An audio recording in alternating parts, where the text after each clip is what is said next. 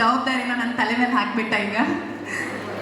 ನಾವಿಬ್ರು ಒಟ್ಟಿಗೆ ಆ್ಯಂಕರಿಂಗ್ ಶುರು ಮಾಡಿದ್ವಿ ಸ್ಟೇಜ್ ಮೇಲೆ ಬಂಡಕಸ್ ಕಾಲೇಜ್ನಲ್ಲಿ, ನಮ್ಮ ಮೊದಲನೇ ಆ್ಯಂಕರಿಂಗ್. ಅಲ್ಲಿಂದ ನಮಗೂ ಗೊತ್ತಿರಲಿಲ್ಲ ಈ ಮೂಲಕ ಮುಂದೆ ಹೋಗ್ತೀವಿ ಅಂತ, ಯಾಕಂದರೆ ಅವನ ಬ್ಯಾಕ್ಗ್ರೌಂಡ್ ಬೇರೆ, ಓದಿದ್ದು. ನಾನು BCA ಮಾಡಿ MBA ಮಾಡಿದವಳು, ಈ ಫೀಲ್ಡ್ಗೆ ಹೇಗೆ ಬರೋದಕ್ಕೆ ಸಾಧ್ಯ? ಅದಕ್ಕೆ ನಾನು ಹೇಳೋದು, ಜೀವನದಲ್ಲಿ ಹೀಗೆಯೇ ಅಂತ ಒಂದು ಫಾರ್ಮೇಟನ್ನು ಹಾಕ್ಕೊಂಡು ಹೀಗೆ ಆಗಬೇಕು, ಹೀಗೆ ಆಗ್ತಿದ್ರೆ ನಮಗೆ ಜೀವನನೇ ಇಲ್ಲ ಅಂತ ಹೇಳೋದಿದೆ ಅಲ್ಲ, ಅದೆಲ್ಲ ಸುಳ್ಳು ಅಂತ ನನಗೆ ಒಂದೊಂದೇ ಪ್ರೂವ್ ಆಗ್ತಾ ಹೋಯಿತು. ಯಾಕಂದರೆ ನಾನು ಬಂಡಕಸ್ ಕಾಲೇಜಲ್ಲಿದ್ದಾಗ ಇದೇ ವೇದಿಕೆಯಲ್ಲಿ ಎಷ್ಟೋ ಕಾರ್ಯಕ್ರಮಗಳನ್ನು ಹೋಸ್ಟ್ ಮಾಡ್ತಾ ಇದ್ದೀನಿ, ನೆನಪಾಗ್ತಾ ಇತ್ತು. ಒಳಗಡೆ ಬರುವಾಗ ನನ್ನ ಕಣ್ಣಲ್ಲಿ ನೀರು ಬರ್ತಾ ಇತ್ತು, ಇಮೋಷನಲ್ ಆಗ್ತಾ ಇದ್ದೆ. ಯಾಕಂದರೆ ಅವತ್ತು ನಾನು ಅಂದ್ಕೊಂಡಿರಲಿಲ್ಲ ಇಲ್ಲಿ ಇರ್ತೀನಿ ಅಂತ, ಆದರೆ ಇಲ್ಲಿ ಇರೋ ಹಾಗೆ ಮಾಡಿದ್ದು ಈ ವೇದಿಕೆ ಮೇಲೆ ಎಷ್ಟೋ ಮಹಾನುಭಾವರು ನಡೆದ್ಬಿಟ್ಟಿದ್ದಾರೆ. ನಿಮಗೆ ಗೊತ್ತಿಲ್ಲ, ಜೀವನ ಮೌಲ್ಯ ಶಿಕ್ಷಣ ಶಿಬಿರ ಅಂತ ಆರಂಭ ಆಗ್ತಾ ಇತ್ತು ಜೂನ್ ತಿಂಗಳಲ್ಲಿ, ಜುಲೈಯಲ್ಲಿ. ಅಲ್ಲಿಂದ ಆರಂಭ ಆದಂಥ ಕಾರ್ಯಕ್ರಮಗಳು ನಿರಂತರವಾಗಿ ನಡೀತಾ ಇರುತ್ತೆ. ಕಾಲೇಜ್ ಮ್ಯಾಗ್ಝಿನ್ ಬಂದಾಗ ನಾನು ನೋಡೋದು ಯಾವ್ಯಾವ ಫೋಟೋದಲ್ಲಿ ನಾನಿದ್ದೀನಿ ಅಂತ. ಅವಾಗಿತ್ತು ಆ ಒಂದು ಉತ್ಸಾಹ, ದರ್ಶನದಲ್ಲಿ ಎಲ್ಲ ಕಡೆನೂ ಇರಬೇಕು ಅನ್ನುವಂಥದ್ದು, ಏನೋ ಒಂದು ತುಡಿತ.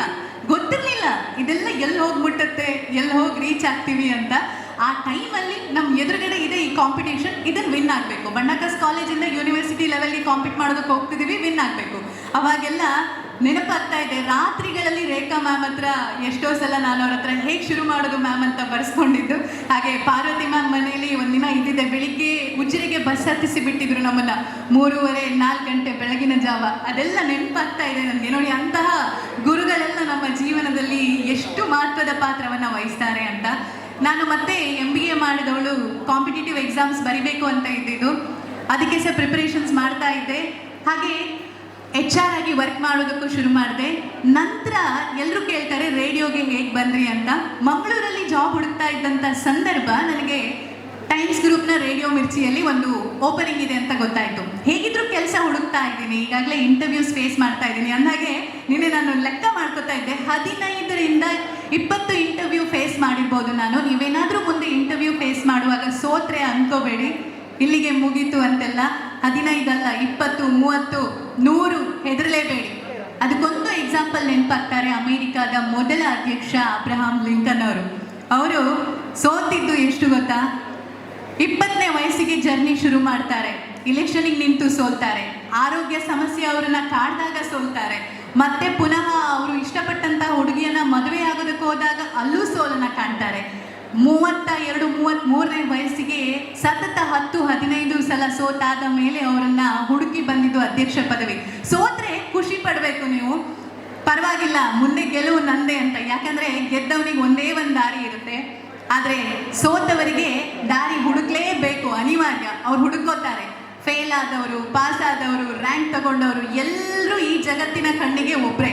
ಕೊನೆಗೆ ಉಳಿಯೋದು ನಾವು ಎಷ್ಟು ಹೋರಾಟ ಮಾಡ್ತಾ ಇದ್ದೀವಿ ಅಂತ. ಇಲ್ಲಿರೋ ಇಷ್ಟು ಜನ ಜೀವನದಲ್ಲಿ ಏನಾದರೂ ಆಗಬೇಕು ಅಂತ ಡಿಸೈಡ್ ಮಾಡಿದಿರಿ, ಗುರಿ ಇಟ್ಕೊಂಡಿದ್ದೀರಿ, ಕೈ ಎತ್ತಿ ನೋಡಿ. ಜೀವನದಲ್ಲಿ ಏನಾದರೂ ಆಗಬೇಕು ಅಂತ ಎಷ್ಟು ಜನ ಅಂದ್ಕೊಂಡಿದ್ದೀರಾ? ಕಾರ್ಡ್ಲೆಸ್ ಮೈಕ್ ಇದ್ರೆ, ಮೈಕ್ ಇದೆಯಾ? ಅಲ್ಲ, ನೀವು ಮಾತಾಡೋದಲ್ಲ, ಎಷ್ಟು ಜನ ಗುರಿ ಇಟ್ಕೊಂಡಿದ್ದೀರಾ ಅಂತ. ನಾ ಬಂಡಕಸ್ ಕಾಲೇಜಿಗೆ ಹೋಗಿದ್ದೆ, ಅಲ್ಲಿ ಸ್ಟೂಡೆಂಟ್ಸ್ ಇಷ್ಟು ಜನ ಗುರಿ ಇಟ್ಕೊಂಡಿದ್ದಾರೆ, ನನಗೆ ಲೆಕ್ಕ ಬೇಕಲ್ಲ. ಅದು ನನ್ನ ಕಾಲೇಜಿಗೆ ಹೋಗಿದ್ದು, ನನ್ನ ಜೂನಿಯರ್ಸ್ ನೀವೆಲ್ಲ. ಹಲೋ, ಎಷ್ಟು ಜನ ಗುರಿ ಇಟ್ಕೊಂಡಿದ್ದೀರಾ? 1, 2 ಕೈ ಸ್ವಲ್ಪ ಮೇಲೆ ಬರಲಿ, ಪರವಾಗಿಲ್ಲ. ನೀವು ನನ್ನನ್ನು ನಿಮ್ಮ ಸೀನಿಯರ್ ಅಂತ ಅಂದ್ಕೊಳ್ಳಿ, ನಿಮ್ಮ ಫ್ರೆಂಡ್ ಅಂತ ಅಂದ್ಕೊಳ್ಳಿ, ಹೆಸಿಟೇಷನ್ ಮಾಡೋದೇ ಬೇಡ. ಸೂಪರ್. ಇನ್ನು ಉಳಿದವರೆಲ್ಲ ಎಂತ ಅಂದ್ಕೊಂಡಿದ್ದೀರಾ? ಏನಿಲ್ಲ, ಮನೆಯವ್ರು ಏನು ಹೇಳ್ತಾರೆ ಹಾಗೆ, ಹೇಗೆ ಹೋಗುತ್ತೆ ಹಾಗೆ. ಇಲ್ಲ, ಕೈಯಲ್ಲೇ ಮೊಬೈಲ್ ಇದೆ ಅಲ್ಲ ಎಲ್ಲರ ಕೈಯಲ್ಲಿ, ಈಗಲೇ ಬರೀರಿ ನೀವೇನಾಗಬೇಕು ಅಂತ ಅಂದ್ಕೊಂಡಿದ್ದೀರಿ ಅಂತ. ಈಗಲೇ ಅದರಲ್ಲಿ ಬರೀರಿ, ಈಗಲೇ ಡಿಸೈಡ್ ಮಾಡಿ.